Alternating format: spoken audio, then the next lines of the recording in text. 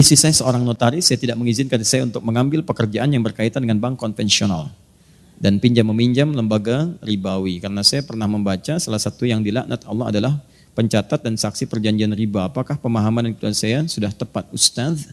Tayyib. Dan saya kira ini mewakili sebagian dari kegelisahan teman-teman yang mungkin bisa kita diskusikan pada malam hari ini. Baik, pertama, riba itu jelas dilarang.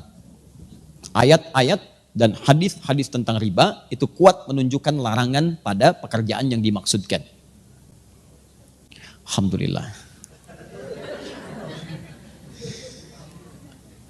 Sebentar. Hadis Muslim hadis 1402 juga 1389. Man dalla ala khairin falau ajruhu mithla fa'ilihi min ghairi an yankusa min ajri syai'. Siapa yang menunjukkan, memfasilitasi, membantu pada kebaikan, dia akan mendapat pahala yang sama dengan yang mengerjakan tanpa dikurangi sedikit pun. Ya, Masya Allah. Mudah-mudahan pahala yang menghapus sama dengan menulis ya. Baik. Ya, sementara saya tidak menulis dulu, fokus ini. Tahan. Pertama, ayat-ayat dan hadis yang berbicara tentang riba, semua sepakat menuju pada satu kesimpulan yang sama. Haram riba. Ya, kalau bicara tentang riba, jelas haram. Quran surah kedua misalnya Al-Baqarah ayat 275. Paling kanan sebelah atas. Quran surah kedua ayat 275. Menyerupakan orang pelaku riba dengan orang yang sedang kesurupan. Artinya ada yang salah dalam dirinya. Bukankah orang kesurupan itu banyak salahnya? Kata-katanya meracau, tindakannya kacau dan sebagainya. Itu bahasa kiasan. Seakan-akan orang riba itu banyak salah dalam dirinya. Makannya salah, gerakannya salah, macam-macamnya salah. Karena ingat, kalau sesuatu yang haram masuk ke dalam diri seseorang, menyebar lewat darah, maka semuanya ini akan punya konsekuensi yang maaf, tidak mudah. Satu, dia akan menutup pintu-pintu kebaikan dalam dirinya. Misal, masuk ke telinga, Quran surah ke-6 ayat 25. Wa fi adhanihim waqra, di telinganya akan berbentuk sumbatan. Menyumbat. Bukan gak bisa dengar. Karena yang haram, yang jelek itu nutup, yang baik ketutup. Jelek lawannya baik. Kalau yang jelek masuk, yang baik gak akan masuk, Pak. Orang yang kata-katanya buruk, maka dia sulit mengatakan kosakata yang baik. Sama dengan orang yang terbiasa berkata yang baik, maka dia sulit menemukan kosakata yang buruk. Karena itu ketika yang buruk masuk ke dalam diri, beredar kemudian dengan darah, jadi daging menutup pintu kebaikan. Makanya jangan heran, orang-orang yang kemudian tertutup pendengarannya untuk mendengarkan kebaikan, maaf, kalau yang jelek-jelek cepat masuk. Tapi yang baik susah. Bahkan rumahnya di sini, ini masjid, jaraknya cuma 5 meter. Speaker masjid ke rumahnya begini. Adzan berkumandang, Allahu Akbar, gak kedengaran. Sementara yang 500 meter bahkan 5 kilo, itu sebelum waktunya adzan sudah datang. Dengan kakinya dia melangkah, ini sepeda ada, mobil ada, segalanya ada. Tinggal jalan kaki, gak tembus. As-salatu khairum minan naum, terbalik ke telinganya, an-naumu khairum minas salat. Ya, ini poinnya. Masuk ke mata jadi bahaya. Orang yang terbiasa makan yang haram, kemudian itu jadi darah, mengalir, jadi daging, menghambat ke matanya, maka di matanya ada penutup. Maka turun Quran surah kedua ayat ke-7. Paling kanan gak sedikit ke atas. Khatamallahu ala qulubihim wa ala sam'ihim wa ala absarihim ghishawa. Di matanya ada penghalang. Sehingga dia gak bisa bedakan. Mana sesuatu yang baik, mana yang tidak baik. Masuk ke tangan, ini sentuhannya gak baik. Sudah senang dengan yang haram. Kalau yang haram sudah menguasai dirinya, maka yang halal-halal akan cenderung terhindari. Istri yang halal sudah tidak dipandang lagi. Suami yang halal sudah tidak peka lagi. Anak yang halal sudah tidak disenangi lagi. Semua akan tergerak pada kepentingan-kepentingan yang haram. Seperti minyak tidak bersatu dengan air. Maka haram pun tidak akan pernah bersatu dengan halal. Karena itu Allah katakan pelaku riba itu cenderung punya masalah dalam hidupnya seperti orang yang kesurupan. Dikerjai oleh setan. Kemudian sampai ke ayat Quran surah kedua ayat 278-nya diminta untuk bertobat. Kemudian ayat 279-nya diminta untuk kemudian oleh Allah Subhanahu wa taala dengan ancaman yang kuat, kalau tidak mau bertobat maka Anda seakan-akan mengajak perang dengan saya dan Rasul. Maaf ya Bu ya, Pak ya. Anda dengan manusia saja kalau orang kuat sulit untuk mengalahkannya. Sekarang pengen ngajak perang dengan Allah. Maaf, kalau Anda punya masalah dengan manusia, saya punya masalah dengan orang Bandung, saya pindah ke Jakarta. Saya punya masalah dengan orang Indonesia, saya pindah ke Malaysia. Saya punya masalah dengan orang Asia, saya pindah ke Eropa. Tapi Anda punya masalah dengan Allah, mau lari kemana? Itu poinnya. Maka saya belum bicara tentang hukum, saya ingin bicara pertama tentang riba. Riba itu jelas haram. Riba sama dengan haram. Tahan. Maka segala unsur yang terkait dengan riba, semua keterangannya lewat hadis Nabi SAW. Baik pelakunya, baik pemberinya, baik pencatatnya, baik saksinya, dia dilaknat oleh Allah Subhanahu wa taala dan Rasulnya, tetap mendapatkan hukuman yang sama, haram. Pelaku, pemberi yang menerima, saksi, bahkan pencatat, fasilitator. Awas, saya belum bicara tentang profesi, saya bicara tentang riba. Jadi kalau ada orang mengerjakan kemudian riba, ya, bahkan saat ada alternatif yang lain dia paksakan untuk mengerjakan riba, maka dia masuk dalam kategori ini. Haram sama dengan dosa. Laknat, kalau sudah ada laknat resikonya tidak mudah. Laknat itu resikonya paling dahsyat itu neraka jahanam. Baik, ibu tahu neraka yang paling ringan? Tadi kalau bapak baca Quran, naik sedikit ke ayat 56 ya, An-Nisa 56 itu neraka yang paling ringan. Paling kanan sebelah atas. Innal ladzina kafaru bi ayatina sawfa nuslihim nara. Orang-orang yang sulit diingatkan oleh kami melakukan dosa-dosa, tapi dosanya yang standar, yang biasa-biasa, itu dosa juga. Kemudian dia kerjakan itu melewati amal solehnya kemudian turun, amal salahnya naik. Masuk dia ke neraka yang paling ringan, sawfa nuslihim nara. Kami tarik ubun-ubunnya. Nusli itu dicelupkan seperti bikin teh celup. Pernah bikin teh celup? Ya nanti coba ke ruang makan, ambil celupan, masukkan. Teh celup itu kan celupkan, angkat ya. Nah, nanti ada orang ditarik ubun-ubunnya dicelupkan ke neraka. Kullama nadijat juluduhum, setiap dicelupkan hancur semua tubuh dan kulit-kulitnya. Kenapa kulitnya disebutkan? Karena kulit indera perasa yang paling kuat. Jadi kalau ada orang dipukul kena kulit atau dicambuk kena kulit, cambukan pertama pasti sakit luar biasa. Karena kulitnya masih ada. Selanjutnya cambuk. Ketika mengelupas akan berkurang rasa sakitnya. Makanya kata Allah, ketika kami celupkan hancur dengan kulitnya, kemudian baddalnahum juludan ghairaha. Kami angkat, kami sembuhkan lagi sehingga kulitnya tumbuh lagi. Liyadzuqul adzab, supaya merasakan azab seperti serupa tadi. Tidak berkurang sakitnya. Itu sekali celup Pak, satu harinya sama dengan 1000 tahun. Satu detiknya sama dengan 48 hari. Kalau mau coba silakan aja. Ini yang paling ringan. Nah, orang yang dilaknat oleh Allah, itu muara paling dahsyatnya jahanam. Neraka jahanam. Dari mana taunya? Buka Quran misalnya, teman-teman sekalian, An-Nisa, Quran surah keempat, dari ayat 92 sampai 93. Begitu masuk 93, Allah menerangkan tentang pembunuhan berencana. Lihat kalimatnya. Wa may yaqtul mu'minan muta'ammida. Siapa yang sengaja merencanakan pembunuhan, apalagi kemudian menimpa satu orang beriman, fajazauhu jahannam, maka balasannya neraka jahanam. Perhatikan, wa ghadiballahu alaihi, Allah murka kepadanya, wa la'anahu, dan dilaknat oleh Allah. Laknat disandingkan dengan neraka jahanam di ayat ini. Ya, jangan lihat contoh kasus pembunuhannya. Lihat kemudian pengertian hukumannya. Kata Allah, masuk neraka jahanam, kemudian dibenci oleh Allah, dimurkai, kemudian mendapatkan laknat. Di laknat itu ketika turun dari Allah, maka muaranya bersamaan dengan neraka jahanam. Lihat persamaannya. Nah sekarang dalam kasus riba ini, orang yang sengaja mengerjakan riba, maka akan dilaknat oleh Allah. Maka saat kembali kemudian kepada Allah, kalau dia tidak bertobat, maka muaranya neraka jahanam. Karena itu hati-hati kalau Anda ikut taklim dan sebagainya, mengajak kepada melukai orang lain, apalagi sampai kemudian mengeksekusi orang, bom sana, bom sini, awas dengan ketentuan yang menyalahi syariat, maka hati-hati. Tidak ada satupun orang beriman yang bercita-cita masuk neraka jahanam. Saya saat terjadi bom di Jalan Tamrin itu Bu, saya sedang di Lampung Pak. Kejadian langsung saya ditanya, Ustadz, apakah bom di Jalan Tamrin termasuk jihad fisabilillah? Saya jawab, Pak, sependek pengetahuan saya, jihad fisabilillah itu jihad di jalan Allah, bukan di Jalan Tamrin.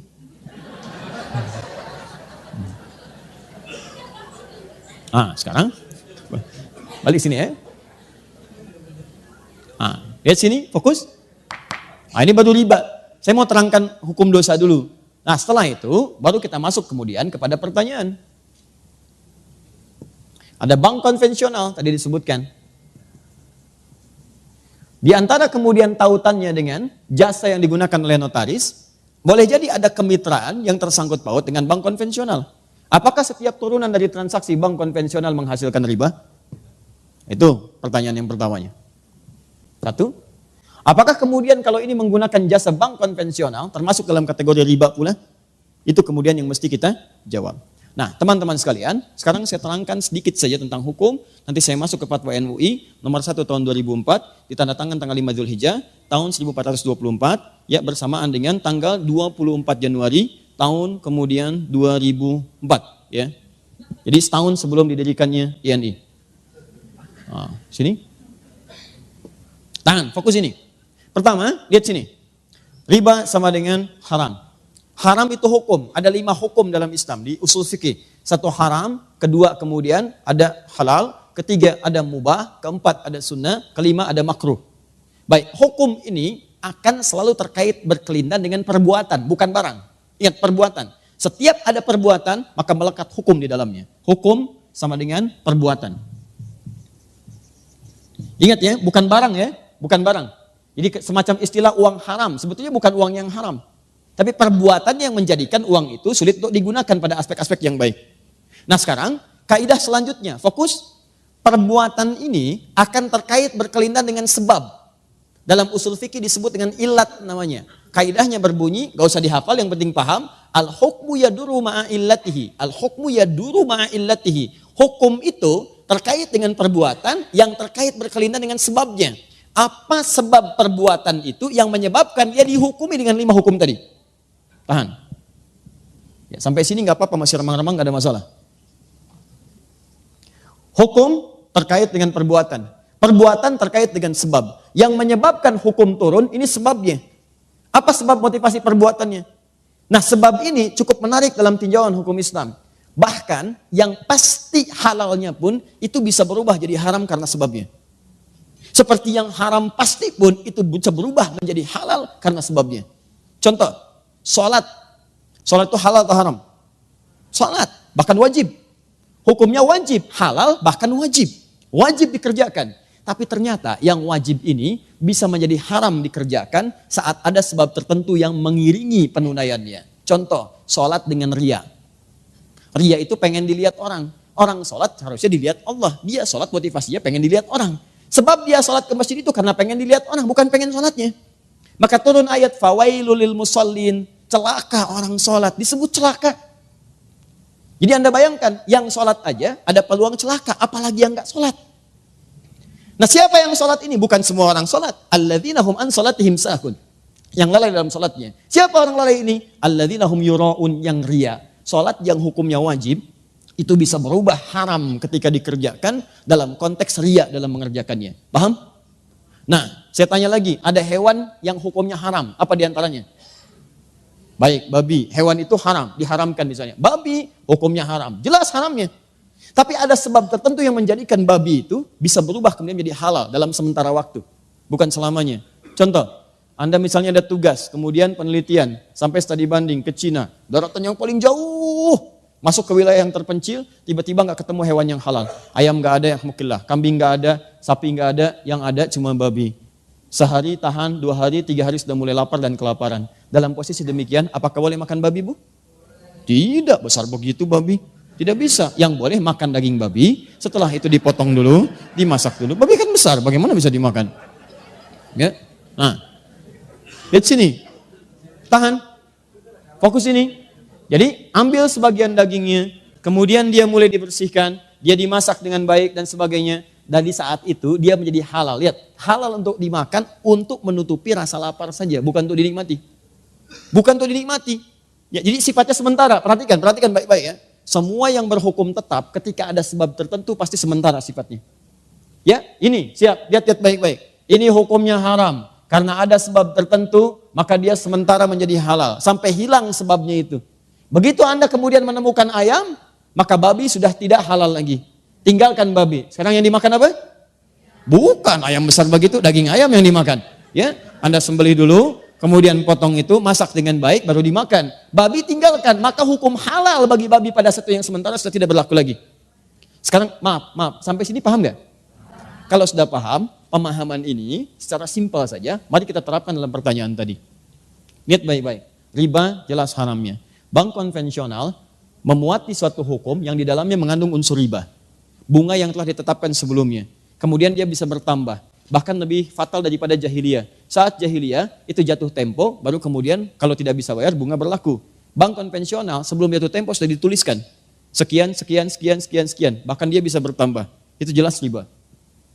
Tahan sebentar. Nah, di sisi yang lain, ada fundamental ekonomi yang menentukan stabilitas dalam muamalah. Bahkan dalam sistem pemerintahan. Nah, sekarang pertanyaannya, lihat baik-baik. Kalau ekonomi tidak berlangsung dengan baik, maka syarat mendapatkan ketenangan dalam dunia pemerintahan, kata Al-Quran cuma 2. Itu yang paling utama. Dalam surat Al-Quraish, li'ila fi Quraishin, ila fihim rihlata syita iwas-sayf, falyabudu rabb hadzal bait, alladzi at'amahum min ju'. 1, wa amanahum min khauf. At'amahum min ju' itu stabilitas ekonomi. Yang kedua, wa amanahum min khauf, stabilitas politik. Kalau dua terganggu, maka akan menjadikan goncangan dalam pemerintahan. Ekonomi kuat tapi politik gak bagus, goncang. Maaf, politik kuat tapi ekonomi gak bagus, goncang. Yang jadi persoalan, transaksi-transaksi dalam kehidupan itu bagian dari putaran roda untuk menguatkan nilai perekonomian. Sekarang persoalannya, dalam dunia perekonomian kita ini, taruh ada terkait dengan jasa-jasa notaris. Maka digunakanlah kemudian kemitraan dengan bank. Pertanyaannya, bagaimana ketika saya menggunakan hukum ini sementara di dalamnya ada riba? Maka semua ulama sepakat termasuk dalam fatwa ulama nomor 1 tahun 2004 dari Majelis Ulama Indonesia, kalau dalam lingkar pekerjaan itu ada bank yang masih menggunakan nilai-nilai syariat, bank syariah dengan konsep syariah yang benar, ya dengan turunan-turunan yang benar, maka jelas solusinya. Ini yang digunakan sebagai fasilitator dan haram menggunakan yang ini. Tapi kalau fungsi ini tidak bisa menjangkau nilai-nilai transaksi yang sedang dikerjakan, pekerjaan yang sedang dilakukan, yang kalau kemudian tidak difasilitasi memberikan goncangan kepada nilai ekonomi atau menyebabkan madarat yang lebih kuat, maka keputusannya kemudian dituliskan, boleh ini digunakan, boleh sekali lagi ini digunakan dengan batasan sementara sambil mencari sistem yang kuat dan tetap untuk menjembatani dan memberikan fasilitator kepada apa yang sedang dikerjakan. Jadi kalau pertanyaan cepatnya, sepanjang bisa di-cover oleh bank-bank syariah dengan hukum yang benar, maka itu kemudian yang dipilih. Tapi kalau itu tidak bisa di-cover, bahkan memberikan madarat yang lebih besar, maka Anda boleh menggunakan bank konvensional dengan tujuan menggunakan sementara sebagai jembatan untuk menyelesaikan persoalan dan untuk mencari yang lebih baik lagi ke depan. Bahkan sekarang ada formulasi yang bagus. Saya sudah bertemu dengan beberapa pejabat bank di konvensional untuk mengarahkan pada nilai-nilai syariah. Walaupun akadnya kemudian teman-teman sekalian dibentuk dengan form-form yang sifatnya konvensional. Tapi nilainya bisa ditawar di situ. Misal, ada teman-teman yang ingin membuka tempat hunian. Dia mau bikin KPR. Ya, ke bank syariah, marginnya terlampau tinggi. Di bank konvensional diberikan margin sekian. Tapi persoalannya, suku bunganya tidak tetap, dia berubah. Maka apa yang ditawarkan?